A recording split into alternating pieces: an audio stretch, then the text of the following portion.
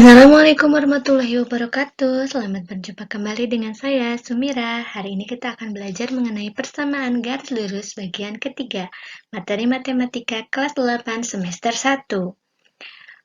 Kompetensi dasar dari materi hari ini masih sama dengan pertemuan sebelumnya, yaitu 3.4 menganalisis fungsi linier sebagai persamaan garis lurus dan menginterpretasikan grafiknya yang dihubungkan dengan masalah kontekstual. Kemudian, menyelesaikan masalah kontekstual yang berkaitan dengan fungsi linier sebagai persamaan garis lurus. Dan untuk indikator pencapaian kompetensi dari materi hari ini yaitu untuk pengetahuannya, menginterpretasikan masalah kontekstual sebagai fungsi linier persamaan garis lurus, kemudian membuat grafik persamaan garis lurus dari suatu masalah kontekstual. Dan untuk keterampilannya, menuliskan penyelesaian masalah kontekstual yang berkaitan dengan fungsi linier sebagai persamaan garis lurus. Dari indikator pencapaian kompetensi atau IPK tersebut, maka dirumuskan tujuan pembelajaran sebagai berikut. Yang pertama, melalui pembelajaran problem-based learning tentang masalah kontekstual sebagai fungsi linier persamaan garis lurus, peserta didik dapat menginterpretasikan masalah kontekstual sebagai fungsi linier persamaan garis lurus dengan benar dan penuh tanggung jawab. Yang kedua, melalui pembelajaran problem-based learning tentang grafik persamaan garis lurus dari suatu masalah kontekstual, peserta didik dapat membuat grafik persamaan garis lurus dari suatu masalah kontekstual dengan benar dan penuh tanggung jawab.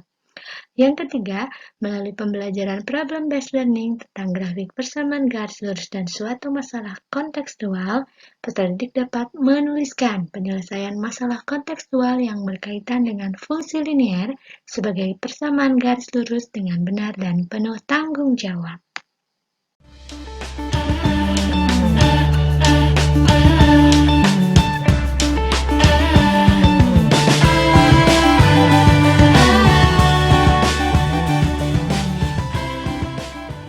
Oke, masih ingatkah dengan materi bagaimana bentuk persamaan garis lurus dan cara menggambar grafik persamaan garis lurus? Ya, bentuk persamaan garis lurus itu ada yang bentuk eksplisit dan ada yang implisit.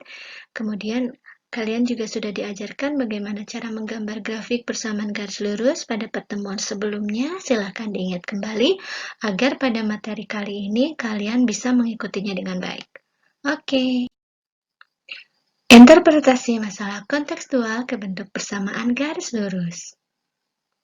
Jika kalian dihadapkan dengan masalah kontekstual terkait persamaan garis lurus, bagaimana cara untuk menginterpretasikannya ke bentuk persamaan garis lurus?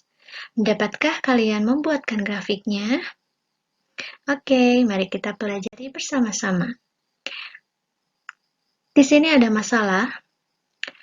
Ya, mengenai sebidang tanah yang harga pembeliannya itu 50 juta rupiah dan diperkirakan mengalami kenaikan harga 200.000 rupiah per tahunnya dalam kurun waktu 5 tahun. Susunlah bentuk persamaan garis dari harga tanah tersebut dan tentukanlah harga tanah tersebut setelah 5 tahun. Kalian pahami dulu masalahnya, hal-hal apa saja yang diketahui, baru kalian susun langkah penyelesaian. Kita lihat penyelesaiannya. Ya, kita misalkan X sebagai kurun waktu dalam tahun, Y sebagai nilai harga dalam rupiah. Nah, di situ diketahui harga awal atau harga pembeliannya itu adalah 50 juta rupiah, kemudian kenaikan harga tanahnya itu dalam per tahunnya 200.000 rupiah. Maka persamaan garis lurus yang bisa dibuat itu adalah Y sebagai nilai harga dalam rupiah sama dengan 50 juta dari harga pembelian awal ditambah kenaikannya per tahun 200.000 X. Jadi persamaan garis lurus dari masalah ini adalah Y sama dengan 50 juta tambah 200.000 X. Untuk menjawab pertanyaan tentang harga tanahnya, mari kita hitung. Harga tanah setelah 5 tahun, artinya X-nya itu sama dengan 5. Maka persamaan Y sama dengan 50 juta ditambah 200.000 X. X-nya kita ganti dengan 5. Jadi Y sama dengan 50 juta ditambah 200.000 kali 5. Diperoleh Y sama dengan 50 juta ditambah 1 juta, jadi Y sama dengan 51 juta. Jadi harga tanah tersebut setelah 5 tahun adalah 51 juta rupiah. Oke, kita lanjut ke masalah yang kedua. Randy bersepeda di sekitar jalur Danau Cirata dengan kecepatan tetap. Setiap selang waktu 10 menit, dia menempuh jarak 30 meter. Setiap menit, dia menempuh jarak 3 meter. Berapakah jarak yang berhasil ditempuh oleh Randy selama 30 menit? Kemudian, gambarkan grafik yang menggambarkan keadaan tersebut. Silakan pahami dulu masalahnya, hal-hal apa yang diketahui. Baru kita lakukan penyelesaian. Langkah pertama, kalian buat terlebih dahulu tabel yang menyatakan waktu dan jarak. Di situ ya, semuanya langkah-langkahnya, sehingga nanti diperolehlah sebuah persamaan atau hubungan antara jarak S dengan waktu T. Jadi kita bisa rumuskan atau buat persamaannya bahwa S itu sama dengan 3T.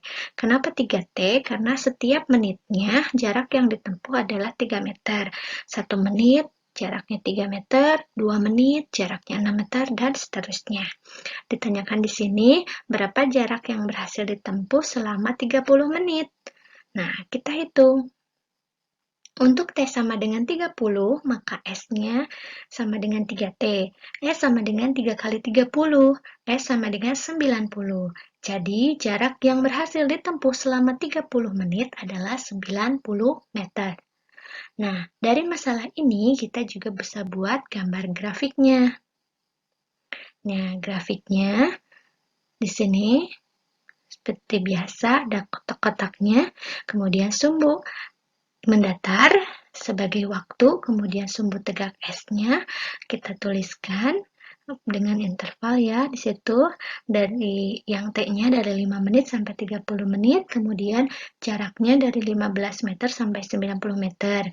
Kita pasangkan, kalau misalnya 5 menit berarti jarak yang ditempuhnya berapa? Berarti S sama dengan 3 kali 5, maka diperolehlah 15. Jadi dalam waktu 5 menit itu dapat menempuh 15 meter. Maka titik koordinatnya, nah itu dia.